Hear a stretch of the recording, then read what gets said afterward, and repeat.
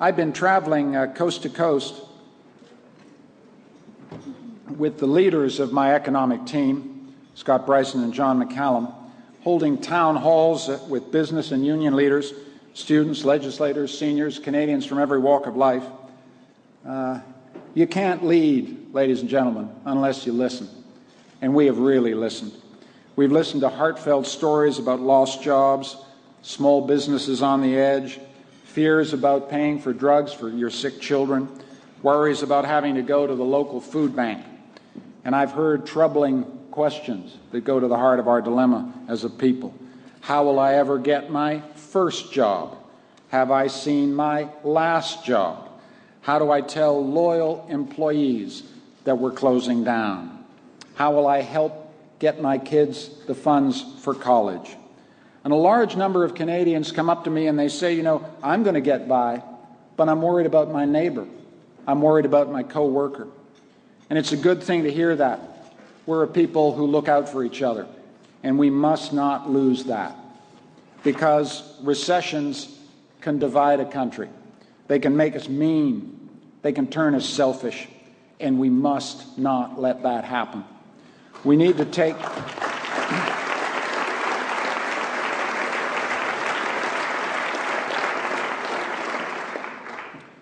We need to draw strength from each other. We need to take inspiration from each other, and I certainly got inspiration the other day. I was standing on the platform at Union Station waiting for a subway when a woman came up to me and she wished me good luck.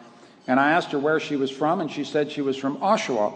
And she said she was on her way to the YMCA for job counseling. And I asked why, and she said she was a tool and die maker at GM, and they'd let her go. And I said, you must be worried. And she said, you bet. I'm a single mom. I've got one boy in university and I've got another boy finishing high school, and it all comes down to me. And then she added something I'll never forget. She said, but we'll get there. We will get there. With that kind of spirit, we'll get there all together. I'm in politics to help that woman get the training she needs, get the next job, get her kids through university, and make sure she has a secure and happy retirement with her grandchildren. And she needs a government as strong and resourceful and courageous as she is. And those of us in elected office must not fail her. Nous devons serrer les coudes en tant que pays.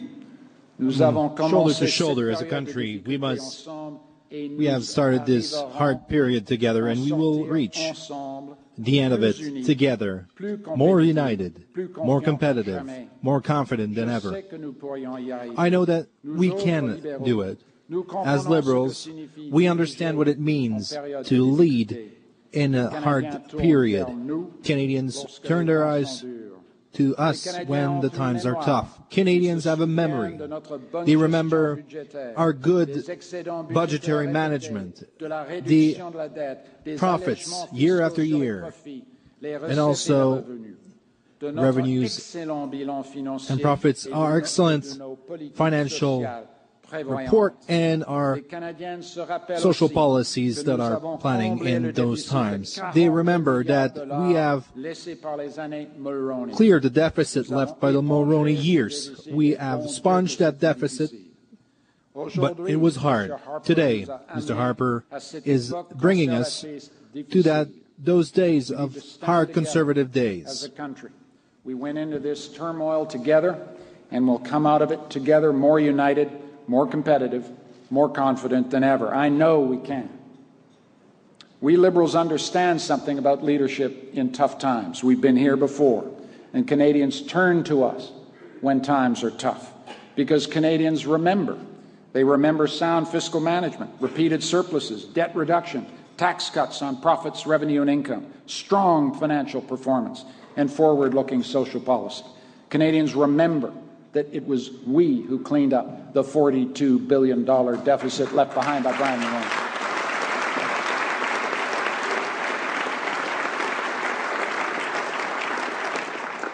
We slayed that deficit, but we know, and we got the scars to prove it, how tough it was.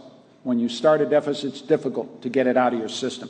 Today, Mr. Harper is taking us back to those tough Tory times. Just yesterday, he signaled that we should be prepared for a $64 billion deficit in the next 2 years, and he wants to get the bad news out of the way before the budget. I asked Mr. Harper not to play games like that. I told him, put the facts and figures on the table. Don't let them slip out at his convenience. But the guy just can't help himself. He thinks it's all some kind of political game. But the release of this budget information was irresponsible and costly to our economy. And who knows how many years Mr. Harper is planning to be in deficit. He hasn't shared that information with us. What we do know is that it was a long, hard road to dig us out of the deficit during the last Mulroney government. As we face the budget choices this week, I have been clear. Targeted assistance to those Canadians who need help most is essential. But broad-based tax cuts that dig us deeper into deficit are not. This is not about political positioning, my friends. This is a basic issue in political morality. My generation should pay its freight. I am not going to burden the next generation with debts that we didn't pay off.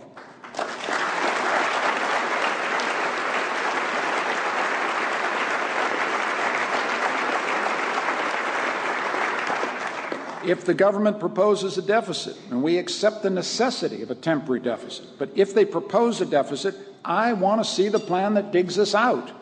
And I don't want the plan based on some numbers made up in the PMO's office. Trust Canadians with the truth, then show them you're competent. When a Liberal government returned the country to surplus, we set aside a contingency reserve, savings for a rainy day, a $3 billion cushion. But this government scrapped that reserve. They spent rashly. They cut taxes rashly. They brought Canada to the red line when times were good, and now the cupboard is bare. We face hard times, headed towards a deficit that may top $100 billion before we get to the other side of this thing. And barely 8 weeks ago, the government claimed there would only be a short recession, and certainly no need to run a deficit.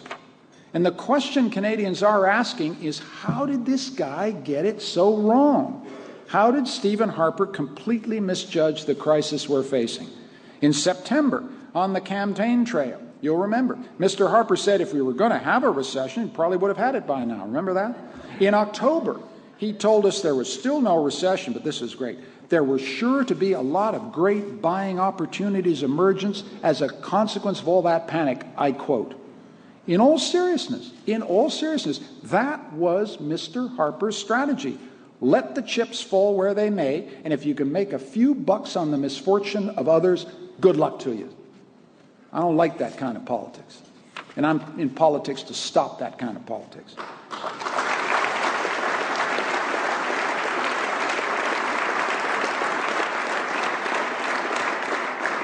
On November 27th, in front of Parliament and all Canadians, the Conservative government put forward its economic update, the famous autumn economic statement.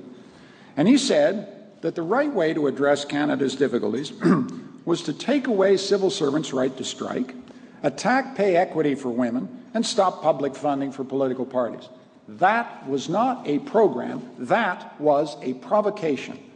And we said, no, you don't. Back down. Think again. This isn't a game. This is a recession with painful human consequence, so let's get serious. On Tuesday, we'll see whether Mr. Harper has started to listen. We'll see whether he's finally got serious. And if he hasn't learned to listen, he is not going to lead for long.